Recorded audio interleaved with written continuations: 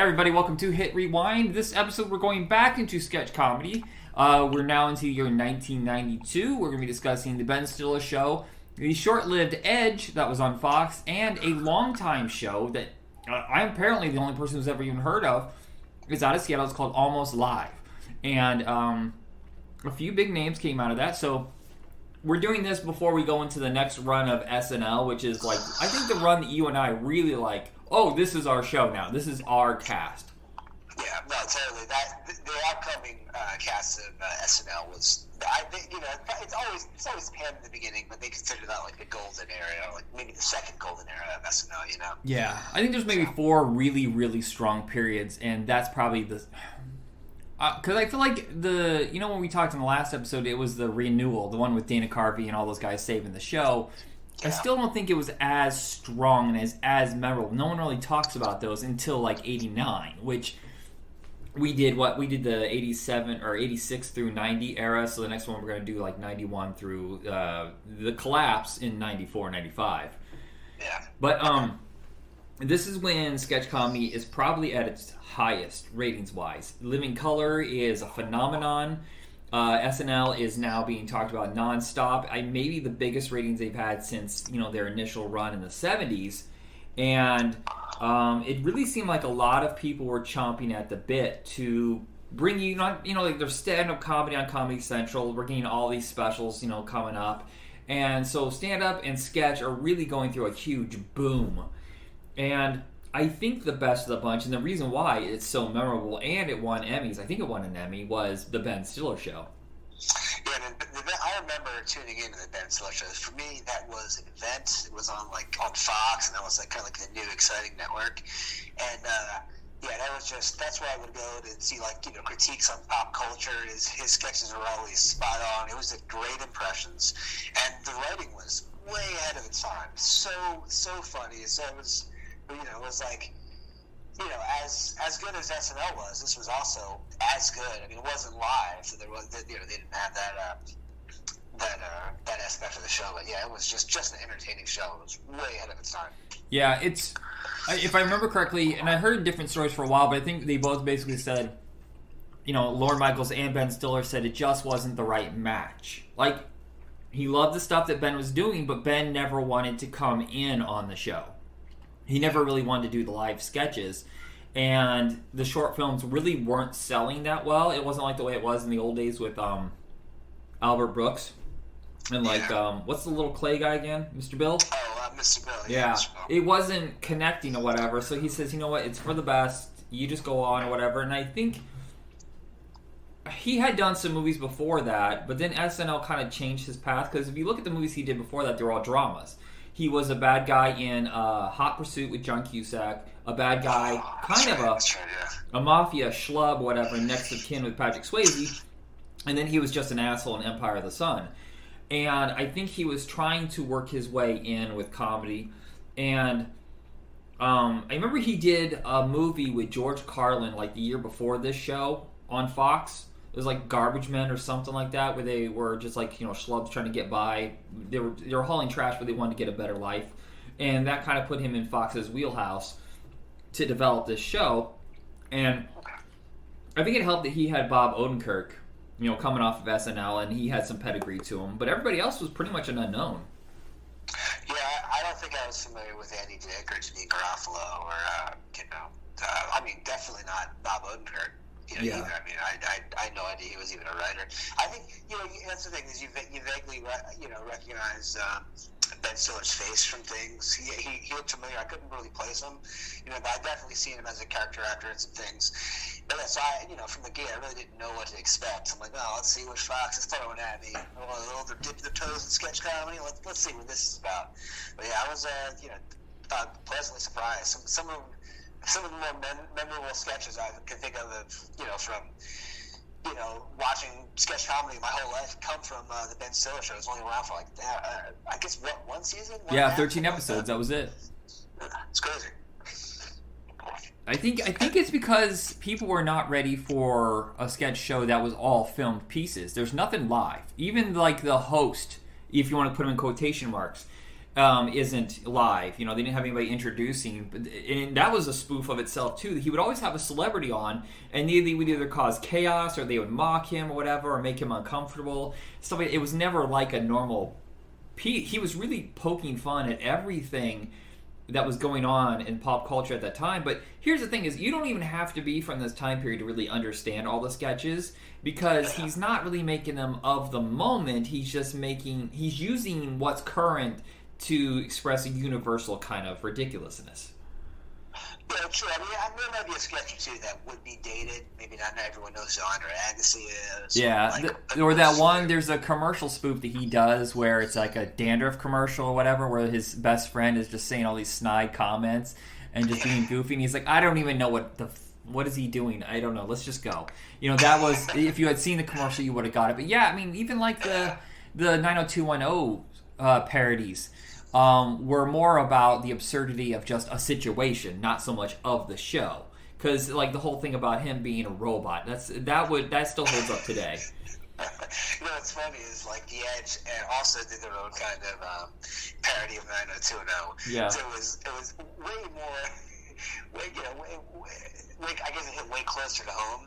I guess because we're also being on Fox, and then they're making fun of Tori Spelling. I think Aaron Spelling. I think he threatened to sue them or something because they were spoofing, and they were like, clearly this is satire, and Aaron Spelling has no sense of humor. But I think one of that first show was Melrose Heights, because it was a group of like it was Mashing Melrose Place and the Heights and 90210, and the one the Heights had they had like a single from the show. Like, how do you talk to an angel? Remember the saxophone would always come in on these songs for just a couple seconds. We got soul, man. We're serious artists. So anyway, they did a spoof of them, like doing a song at the end, with just I don't know, it was pretty hilarious. Yeah. Out of the two spoofs, I enjoyed the Ben Stiller spoof more, to be honest. Yeah, but I think they're both like they're different styles too. Because with The Edge, we'll go back to the Ben Stiller show real quick. But The Edge, I think was its problem was it had no particular voice. It was just trying to copy the outrageousness of In Living Color and then the current timely stuff of SNL, but it didn't have any. That's what makes the great sketches so memorable, is because like Kids in the Hall, very particular voice, Mr. Show, and Ben Stiller and stuff like that. In Living Color, they were coming from a very particular voice instead of just being a generic hodgepodge of who's available, Yeah, no, totally. Yeah, I mean, sometimes if you cast Who Brought a Net, it just your content's watered down, and it's not that. I guess it's more relatable, but it just doesn't have the edge. It's not quite as funny. Yeah, and this is our introduction into Janine Garofalo as well. We haven't brought her up, I don't think. But just immediately a powerhouse. I think they were all stand-up comedians, but they were either like alternative comedians or they did like character bits. Because I had seen Bob Odenkirk do stand-up on Comedy Central, and I remember the best bit that he ever did was he had no material. He was really nervous, he was sweating, and he's just opening up packets of gum and throw them in his mouth, and you realize slowly that he's just reading the Little Bazooka Joe comics, and he thinks they're hilarious. So he's laughing it up, and the audience is just like so confused as what's happening. Yeah, doing like just some comedic performance art or whatever. That's pretty. That's what I think Fred Armisen used to do stuff like that. He used to do like this kind of like bongo playing character, and that was like his whole stand-up bit. Back in the early days. Yeah. Well, I mean, the ghost of Andy Kaufman is in a lot of this stuff. That's true. Yeah. We also had Dana Gould, who was a writer for the show, but occasionally would show up. He did the Wilford Brimley oatmeal sketches. Okay. Yeah, maybe my favorite stand-up comedian of all time. But he was always writing. If you saw like what's that one with the pooter balls, the MC pooter balls or whatever, and they had the mustaches, and they find out that pooter balls are made from people. That's a Dana Gould sketch. So if it's ever creepy and weird, it's usually one of his. It's like heavily sci-fi influence. It's usually Yeah, or like the Eddie Munster Cape Fear sketch. That was a dark, strange one. But and then David Cross shows up a little bit. Out of the ashes of this, of course, we do get Mr. Show, because David and Bob became really good friends on this, and then they would eventually, do their own stand-up bits on stage and character pieces, and eventually that led to the show on HBO. Yeah, I saw that one. I only got to see bits and pieces of. I'd never had HBO, but occasionally my friends would like, show us, "Hey, you never seen Mr. Show? It's amazing. You gotta watch." So I'd watch a few episodes with them, and And that's a hybrid of film pieces and live stuff too. So it feels like that was the perfect melding for the audience. If Ben Stiller's show had been on HBO, where it was originally, I think, set up, because I think they produced it, I think it would have been more successful. I think it would have gone a couple seasons, or maybe 3 or 4. Yeah, so you don't have the same pressure to get high ratings like you had to have back in network TV back then. You really had to hit the ground running. Yeah. The next in living color immediately, otherwise you're dead in the water. I also wonder if he fell behind too, and that could have been a Fox thing, because he's got to film all these bits, and he literally directed most of them. And I can see that being time consuming and budgetary concerns that could slow things down for Fox. And another reason why they might have canceled it. I think they even canceled it before they finished airing all the episodes. Yeah, that's a shame, because when you remember back, you just remember going on for a while. But yeah, for some reason in my mind, I thought it was at least 3 seasons. But yeah, well, it's right after this when he gets nominated for the Emmy. He gets hired to direct Reality Bites, which I just watched, and it's so strange that they chose him of all people to direct it, and I don't know where that came from. That's one of those ones I've never seen. I remember, I don't know if I saw a clip from it where they're dancing in a 7-Eleven or something. Yeah, to My Sharona. Only frame of reference I have from that movie. Yeah, the My Sharona, that was it. There you go. Yeah, it's one of the very first movies, I think might be the first movie that Danny DeVito ever produced, and he must have seen the show and really liked it, because he always seems like he has his thumb on, what's cool in comedy, that kind of stuff, like what's hip, and just Salas said, yep, that's it right there, because the way he did it with It's Sunny in Philadelphia, he saved those guys. Totally, no, Danny DeVito gets comedy, always has, when you're a guy who looks like Danny DeVito, you're gonna want to lead in comedy. You're never going to be like the leading man. So yeah, it makes sense. But yeah, he definitely has an eye and an ear for comedy for sure. Now, while the show didn't do very well, of course, like I said, the movie did very, very well. It cost like $10 million, made 40, and then he brought on Andy Dick and Janine Garofalo with him. Janine has obviously the big role; she's one of the main 4 characters. And then Andy Dick just has a small part. But that being successful led to a lot of other things, like he was able to do Cable Guy, which I think now has been embraced as a big cult hit. Yeah. And Flirting with Disaster. And do you remember there was a short period of time where he was kind of mixing in darker comedies or just dramas, because he did Permanent Midnight. And all of a sudden, fucking Meet the Parents. Look, some movies are so popular, they're comedies, and they're so generic. I think it's just because everybody can relate to it. Like, oh, okay, it's fine. But it doesn't hold up. Movies like that, Miss Congeniality, and Analyze This, I just don't know why they were so popular. Well, we're always aiming for quotable lines. I guess that's what you at least that was the formula back then. You wanted quotable lines. You wanted water cooler talk. You wanted you wanted to be like the next morning after a Seinfeld episode. You know what I mean? So that's kind of what that's what there are a lot of them. A lot of movies were doing that back then. Be your Wedding Crashers or whatever. There was there's this kind of you wanted those kind of shock value moments. So. Yeah, but I feel like he was doing a lot of really good character work before that, because he shows up in Heavyweights, and you're like, why would he, this acclaimed guy who just came off a big hit, want to do Heavyweights? Because he got to do a fun character, and it was with his friends that were making it. I don't know if you've ever seen it, but Judd Apatow wrote that movie. Yeah. Good. Well, he wasn't Judd Apatow a producer on Ben Stiller show as well? Yeah, he was one of the main driving forces behind that. Yeah. And that's what I thought. Yeah, so I guess once you got that Hollywood networking, you could ride that first. Yeah, and then Judd would go from Ben Stiller to the Larry Sanders Show. Of course, that was huge for cable, and would write Cable Guy and reunite with Ben Stiller, and they kind of come in and out of each other's lives. I think the one thing that Ben Stiller decided to do 10 years ago was, I'm done. I'm done with these big comedies. They're not working at the box office. They're also just not working for me. And then he did the Secret Life of Walter Mitty that he directed. And I feel like that's really where he found his groove, like in kind of more mature, independent films. Yeah, what's that one? Of course, I never saw any of these, but it was on the Secret Life of, no, not Secret Life. It was like something about Martin Greenbaum or something, where he was like this. Oh yeah, Greenberg. Greenberg, okay. Yeah.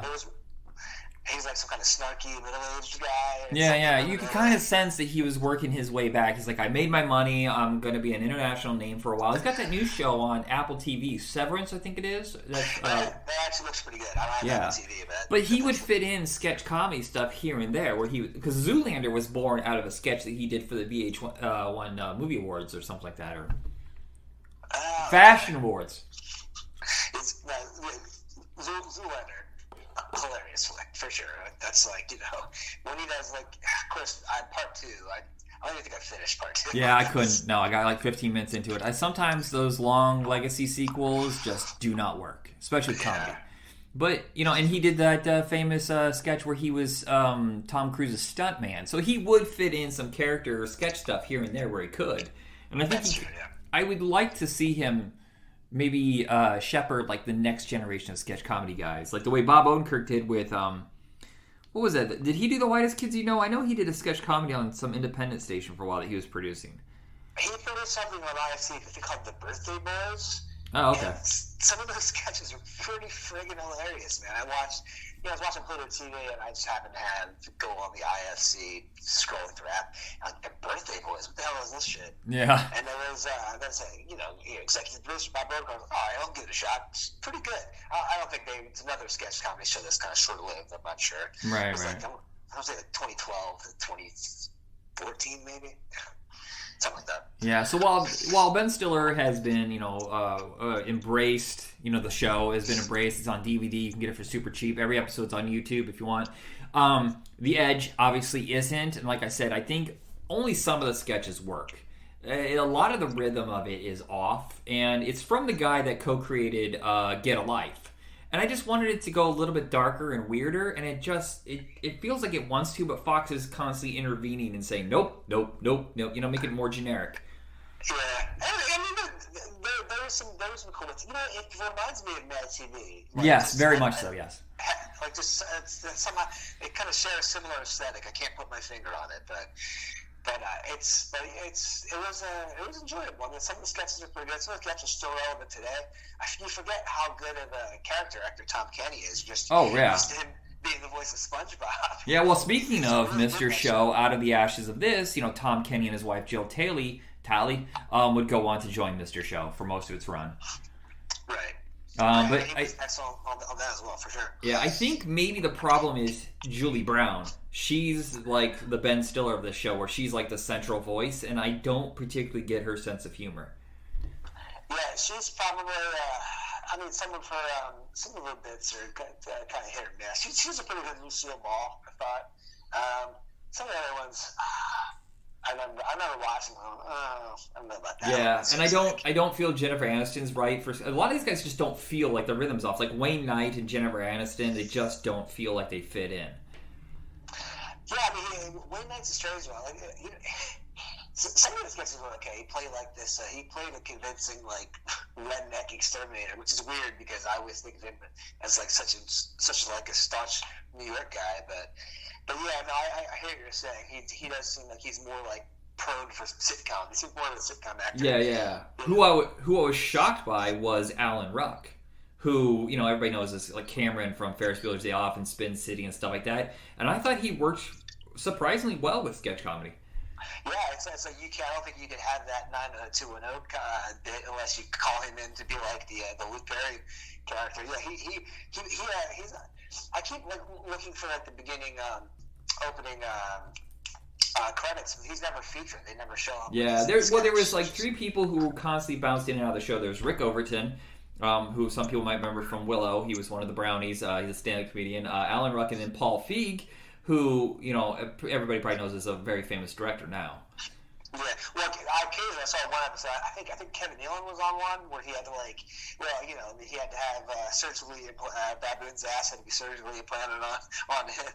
So, which is weird because I think they were like, I'm not sure what time the Edge aired, but I remember reading that they were somewhat rivals on Rival Network. You know, I mean, you don't have the rival time slot, but it's pretty cool that Lorne Michaels allowed Kevin Nealon to go on another show. And I think. Oh yeah, you're right. He hadn't left because he was still doing. I think this is the point where he turned over to doing Weekend Update. Yeah, exactly. Lorne Michaels, at least back then, was pretty famous for not allowing his performers to like. Yeah, that's strange. I wonder how that even came about. Because he's real strict on it. I mean, that's why John Lovett's quit, because he wanted to go do a movie. And he's like, "Will you be back in time?" And he's like, "Well, it's gonna go over by 2 weeks." And it's like, that's the worst John Lovett's ever. Sorry. But then he's like, "Well, you can't come back," and I was like, "Son of a bitch." Yeah, he that was like a lot of the actors. A lot of performers in the mid-90s, biggest gripe with him was they weren't allowed to go off and do other projects. Yeah, well, and they were getting paid shit, and they wouldn't even let David Spade go do Doritos commercials. I mean, it's a fucking commercial. Wasn't even going to interrupt anything. I remember them talking about that. He said he was so broke. I would have just really kept the lights on in this place for a little while. But goddamn it, because he wasn't appearing on the show that much. Yeah, honestly, I would have quit. If my shoes, I'm like, you're offering me how much for commercials? Okay, well, fuck it. That's more than 3 seasons worth of SNL. Screw it, I'm off, Yeah, totally. It just made dollars and cents, quite literally, Yeah. So The Edge obviously didn't last very long, 13 episodes. I believe it was shoved into the 9:30 on Sundays slot, which was like a death spot on Fox. Anything after 9 was like, we're done. Yeah, unless you're The Simpsons, you're not going to make it on Sunday. Yeah, well, Married Children for the longest time was on Sundays, and they got moved to Wednesdays or something like that. But yeah, that was a tricky spot for a lot of people. It's like Friday nights on Fox too, because we talked about this years ago. It's like, oh, you're a sci-fi show, we're going to kill you on Fridays. Yeah, you're not going to compete with what's it called, ABC's Friday Night lineup. Yeah, TGIF. So our third show is Almost Live, a show that was on for 15 fucking years. Can you believe that? 15 years. Yeah, what's hilarious is I managed to see the one show that's been on for 1 season, and I never caught the show that's been on for 15. Well, this is the one, and I thought it was on Comedy Central way longer. So here's what happened, is the first 6-7 years of the show was re-edited into a best of package. And it was aired on Comedy Central from 92 to 93. That's when I saw it, obviously. But I guess it just wasn't very successful ratings-wise, or Comedy Central just didn't feel like the rest of the episodes were up to snuff. But I think the show actually, and maybe it's because you and I both live in the Pacific Northwest, I think its period, especially the period where Joel McHale was on, was pretty solid. It was pretty good. I was really pleasantly surprised. Of course, the production value was low because it's from an independent TV station, King, you know what I mean? Yeah. But I guess you'd have probably a similar production value to maybe a good YouTuber nowadays. But back then that wasn't bad. But some of the sketches they did, the cops at the University of Washington, hilarious. It's like, sir, I want to talk to you. Did you just treat that lady with respect? Who do you think you are? Let me check your blood alcohol level. You're not drunk at all. I'll run you in. It's hilarious. Oh, yeah, so I'm seeing it was kind of weird on and off. So originally it was a different host. It was mostly a talk show with occasional sketches for years. Then in 88 is when it became a sketch comedy show for an hour, and then it got changed down to a half an hour. And then finally they edited it down into the greatest hits while they were putting together new seasons. So somewhere along the way, that's when it changed. The two famous people from this, of course, are Joe McHale, when he was super young, and then Bill Nye, whose famous character was Speed Walker. He walked really fast. Yeah, so it's crazy. He was doing one sketch of like cops in Ballard, Washington. Which, I guess you kind of have to be familiar with the area, I guess, or maybe you don't, because they kind of explain to you what Ballard's like, and I guess you know what normal places are like. So I guess you can kind of put two and two together. But he was the one Ballard patrol officer, and he was heavily Swedish influenced. But I think apparently he was still an engineer at Boeing or whatever. Huh. And I think I read that they eventually had him on as some kind of science character, and then of course he got picked up in 1994 as Bill Nye the Science Guy. At one point they started referring to him as Bill Nye the Science Guy, but believe on that show, and then he had his separate show on PBS, and then he became what he is. But yeah, he was still an engineer at Boeing when they part time or whatever, or did that show part time. So it's weird. I'm looking at this, and the show actually kind of refuses to die because even after it was canceled in '99, it got renewed with the same kind of crew for the most part and creators. Called the 206, which is the area code for downtown Seattle. And lasted from 2012 to 2014. They had some occasional specials, and then came back in 2015, 2016 as Up Late Northwest, which was a sketch variety show. So who knows? It might be back again. It had the same guys. Even Joel McHale came back and did occasional appearances. Yeah, who knows where that aired that? I mean, like, I guess back in the day it would have only been in the Seattle area. But I guess, with the internet the way it is, you can put that on YouTube or something. Yeah, well, that's what happened was they started putting the episodes up on YouTube, and it ended up getting lots and lots of views, and then people started talking about, like, this is really great. Will they bring this back? So. Now, how did you originally see it? Did you see it on Comedy Central when it was, like, a compilation? Yeah, it was, they did for one and a half years or whatever, when I first got Comedy Central, which was like January or February of 92. Okay. Yeah, and so, 389 episodes. That's bananas. That's amazing. Yeah, I tried to find, like, the pilot episode, one of the early ones, so I can compare, like, the beginning from, like, say, the end. Or from, it looked like they were just doing the... It looks like the stuff that's up on YouTube for the most part is like the culmination, all the episodes where they edited the good stuff together. So yeah, I mean, there's some pretty good like montages, like they do the coffee montage. Because had I seen that back then, I wouldn't have gotten it because I don't think I've ever seen Starbucks before 2000. Okay. So all these coffee drinks have been foreign to me. All this like espresso coffee culture. I wouldn't have understood that. But now going back now if I watch it now with seasoned eyes, it's funny. I would have been puzzled back then had I been in Seattle for some reason to watch that. There's a reoccurring sketch they used for years where a bunch of the guys that were in bands up at the time, they have members of Soundgarden with a bunch of other people, I think Mudhoney and stuff like that, and they would say something like, "Yeah, that's lame, that's cool, that's lame," and then they would say something like really super long. They'd be like, "What? What does that mean?" And they would use the same footage over and over, but with new questions and statements and stuff like that. And I just thought it was funny. I was like, do these guys know that they've been used in like 50 episodes? Are they getting paid for this? Yeah, it's what I was reading. At one point, they had musical guests similar to SNL, but then they just did away with it. When they just made it down to a tight. Well, the music scene was so of the moment at that time because we're at that moment where when I saw the show, singles was coming out. Every band that was being talked about was from Seattle. Everybody was starting to move up there. So it makes sense why Comedy Central would pick this up because the Pacific Northwest was red hot. Yeah, you got to do what sells for sure. Yeah. I miss a lot of the Pacific Northwest. The rings did suck, yes, but it's just the prices became outrageous. That's the bummer part. I miss it so much.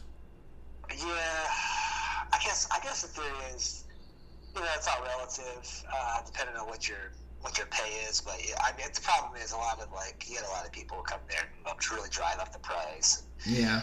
Yeah, for affordable housing it is getting tough to come by, especially closer to the urban areas. But I guess if you go, east of the Cascades, things are a little more affordable, but your quality of life isn't as good. Yeah, I was gonna say because you go too far in, it's ugh. Exactly. So yeah, you definitely pay. You definitely get what you pay for, but I just wish things were cheaper like they used to be. Yeah. But we're going off on a tangent that has nothing to do with any of these shows. So those are our three shows. Of course, I think we're both in the agreement that the Ben Stiller is the best one of the bunch. Yeah, by like a country mile for sure. I mean, it's I don't know how much influence Ben Stiller had over like The Edge. They kind of, I guess they were airing it like at the same time, but I mean it's weird that they had these two kind of, if I could, no pun intended, but edgy comedy sketch shows. Like one was clearly so much better, because I mean, at least one just stayed in my mind. I don't recall watching The Edge at all. It's bizarre. It seems familiar now that I see it now, but I just didn't really have a lasting impression. Certainly back then. Yeah, well, I remember when Mad TV was only given like a 13 episode try, but they had also signed a contract in 95 or 96 with Roseanne Barr. and they gave her a sketch comedy show that she produced that took over from Mad TV for a little bit. And I get those two shows confused because I feel like they both had the same kind of cast and the same kind of generic rhythm. So The Edge and whatever the fuck Roseanne Barr's show is called, I get confused on them, but they're 3 years apart, so it's kind of weird that I would do that because I usually have like a pretty good memory on sketch comedy stuff. Yeah, I wish I had a nice catalog. My memory was like a nice catalog like yours is. Mine was just like this kind of collage of smeared memories and tidbits from back in the day. But so the next episode we're going to be going into, like I said, that run of SNL from 1990 to 95.